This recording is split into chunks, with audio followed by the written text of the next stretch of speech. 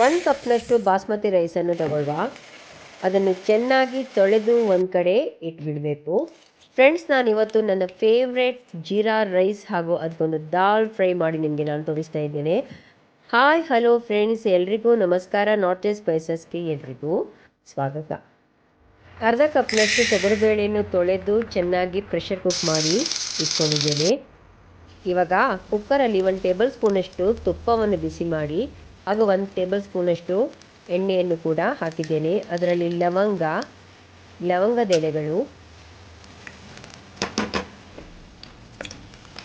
ಆಮೇಲೆ 1 ಹಸಿಮೆಣಸಿನ್ಕಾಯಿ, 1 ಟೀ ಸ್ಪೂನಷ್ಟು ಜೀರಿಗೆ ಹಾಗೂ ತೊಳೆದಿಟ್ಟ ಇಷ್ಟನ್ನೆಲ್ಲ ಹಾಕಿ ಸ್ವಲ್ಪ 1-2 ನಿಮಿಷ ಹುರ್ಕೊಳ್ಬೇಕು. 1 ಕಪ್ ಬಾಸ್ಮತಿ ರೈಸ್ಗೆ 1.5 ಕಪ್ನಷ್ಟು ನೀರನ್ನು ನಾನು ತಗೊಂಡಿದ್ದೇನೆ. 2 ವಿಸಿಲ್ನಷ್ಟು ಬೇಯಿಸ್ಕೊಂಡಿದ್ದೇನೆ. ರುಚಿಗೆ ಬೇಕಾಗುವಷ್ಟು ಉಪ್ಪು ಹಾಕ್ಕೊಳ್ಳಿ. ಜೀರಾ ರೈಸಿಗೆ ಒಂದು ಒಳ್ಳೆ ದಾಲ್ ಫ್ರೈಯನ್ನು ಮಾಡುವ.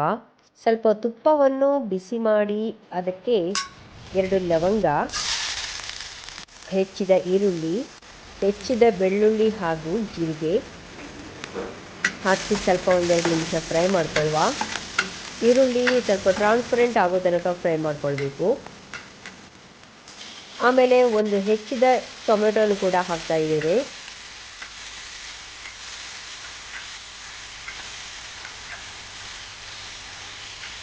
ಇದು ಚೆನ್ನಾಗಿ ಎಲ್ಲ ಫ್ರೈ ಮಾಡಿ ಆಗ್ತಾ ಇರುವಾಗ ಸ್ವಲ್ಪ ಉಪ್ಪು ಕೂಡ ಹಾಕಿ, ಮೇಲೆ ಬೇಕಾದಷ್ಟು ಅಚ್ಕಾರ ಪುಡಿ, 1 ಟೇಬಲ್ ಸ್ಪೂನಷ್ಟು ಕೊತ್ತಂಬರಿ ಪುಡಿ ಹಾಗೂ 1 ಟೇಬಲ್ ಸ್ಪೂನಷ್ಟು ಗರಂ ಮಸಾಲವನ್ನು ಕೂಡ ಹಾಕಿ ಬೇಯಿಸಿದ ತೊಗರಿಬೇಳೆಯನ್ನು ಈಗ ಹಾಕ್ತಾ ಇದ್ದೇನೆ.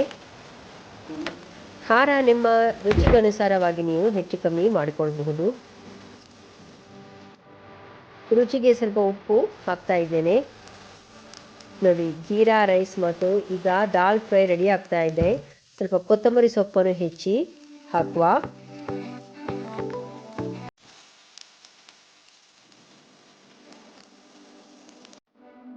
ಫ್ರೆಂಡ್ಸ್, ಈ ರೆಸಿಪಿಯನ್ನು ನೀವೊಮ್ಮೆ ಮನೆಯಲ್ಲಿ ಟ್ರೈ ಮಾಡಿ ನೋಡಿ.